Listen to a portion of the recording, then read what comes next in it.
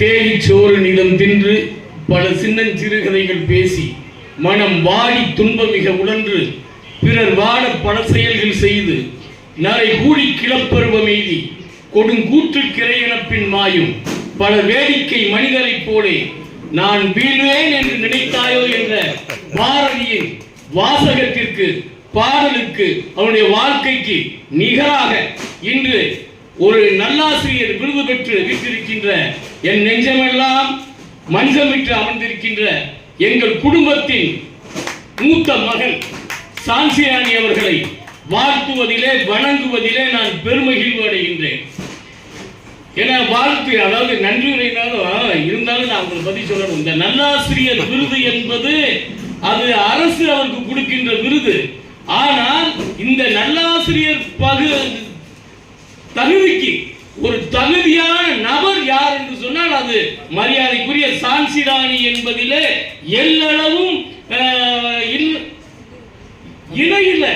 ஏன்னா ஆசிரியர் பணி அறப்பணி அதற்கே உன்னை அர்ப்பணின்னு அவங்க செஞ்சுக்கிட்டு இருந்தாலும் கூட அந்த ஆசிரியர் பணியை எல்லாம் தாண்டி சமுதாயத்திலே இலக்கியத்திலே இந்த பாரதி தமிழ் இலக்கிய பேரவையாக இருக்கட்டும், ஆளிலை பசுமை இயக்கமாக இருக்கட்டும், நேதாஜி ஆதரவற்றோர் இல்லமாக இருக்கட்டும், எந்த ஒரு இடத்திலும் சான்சிராணியினுடைய முத்திரை பதிந்திருக்கிறது என்று சொன்னால் அந்த விருதுதான், அந்த நிகழ்ச்சிகள் தான். அவர் செய்த அறப்பணிகள் இன்றைக்கு நல்லாசிரியர் விருது வாங்குகின்ற அளவிற்கு அவரை உயர்த்தி இருக்கிறது. அவர் வாழ்க என்றும் அவருடைய இலக்கிய பணி, அவருடைய வாழ்வியல் பணிகள் தொடர வேண்டும் என்பதை எனது நெஞ்சத்தோட்டத்திலே வஞ்சமற்று பூத்து குலுங்குகின்ற அன்பு பூக்களை அவர் காலத்திலே காணிக்கையாக்குவதிலே நான் பெருமையில் அடைகின்றேன்.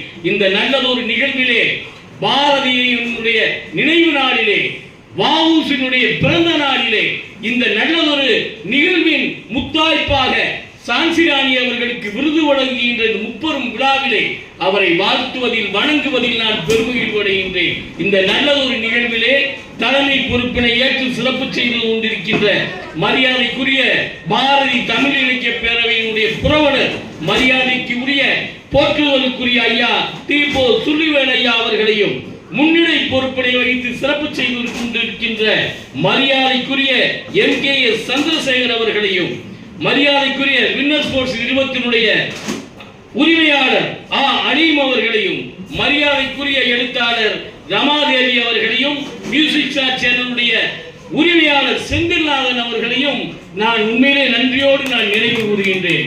உண்மையிலே பார்த்தீங்கன்னா எவ்வளவு வயதாக இருந்தாலும் ஒவ்வொரு நிகழ்விலுமே கலந்து கொண்டிருக்கின்ற அவருடைய பாரதி தமிழ் இலக்கிய பேரவையின் மேலே அவர் காட்டுகின்ற அக்கறைக்கு அவருடைய பொற்பாதங்களை நான் வணங்குவதிலே நான் நன்றியோடு நான் பெருமிதம் கொள்கின்றேன்.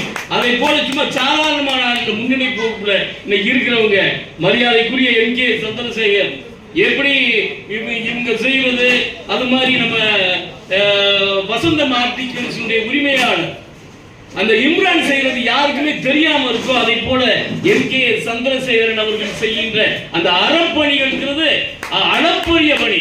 அதை போல மரியாதைக்குரிய வின்னர் ஸ்போர்ட்ஸ் அலீம் அவர்கள் அள்ளி கொடுத்துருக்காங்க. இன்னைக்கு தேனீக்கள் அறக்கட்டளையா அலீமா இன்னைக்கு தெரியாதவர்கள் இல்லை என்று சொல்லுகின்ற அளவிற்கு அறப்பணிகளை செய்து கொண்டிருக்கின்ற மரியாதைக்குரிய சகோதரர்.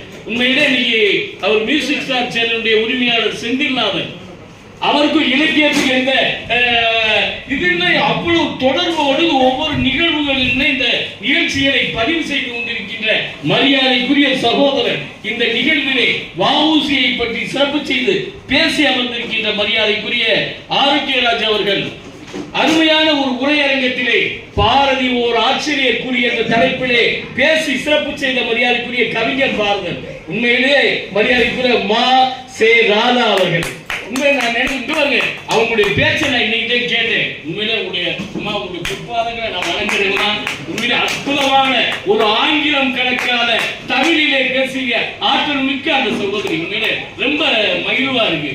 அதை விட அவங்க சொன்னாங்க ஒரு நிகழ்வு கவிஞர் பாரதன் அவர்களை பத்தி முதல் நாள் கல்லூரியில பேசியிருக்காங்க பாரதி ஒரு ஆச்சரியக்குரிய என்ற தலைப்புல. ஆனா இங்க அவர் பேசியிருக்காரு அதே தலைப்புல. ஆனால் அங்கே பேசியதற்கும் இங்கே பேசியதற்கும் எந்த சம்பந்தம் இல்லை என்று சொல்லுகின்ற அளவிற்கு பாரதன் என்றால் அவரோட சேர்ந்து நானும் சில பட்டிமன்ற நிகழ்ச்சிகள் கலந்திருக்கேன். அவர் இல்லாத நேரங்களில் என்னை அனுப்பிச்சுடுவாரு. அப்ப அந்த மேடையில வீட்டிருக்கின்ற அந்த தமிழ் ஆர்ந்த அறிஞர் பெருமக்கள் சொல்லுவாங்க, அந்த பாரதனை பார்க்கறது மாதிரியே இருக்குங்க உங்களால். அது மட்டும் இல்லாம 1000 குடும்ப தலைப்புகளை கணவனா மனைவியான்னு பேசியிருப்பாரு.